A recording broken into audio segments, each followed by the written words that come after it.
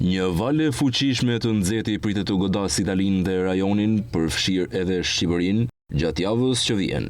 Sipas të dhënave meteorologjike, një anticiklon i fuqishëm do të pozicionohet mbi gadishullin italian, duke sjellë rritje të ndjeshme temperaturash nga jugu në veri të vendit. Parashikimet tregojnë se nxehtësia e madhe nuk do të kufizohet vetëm në Itali, por do të shtrihet edhe në Ballkanin perëndimor, përfshirë Shqipërinë, ku temperaturat pritet të kalojnë vlerat mesatare sezonale. Moti përvolues do të përfshijë thuajse të gjithë territorin, ndërsa vetëm zonat alpine dhe lartësitë malore mund të përjetojnë një freski relative. Sinoptikanët paralajmërojnë se kjo situatë mund të sjellë ditë me temperatura mbi 35 gradë Celsius në disa qytete të Shqipërisë, sidomos në zonat e ulta dhe ato pranë Bregdetit.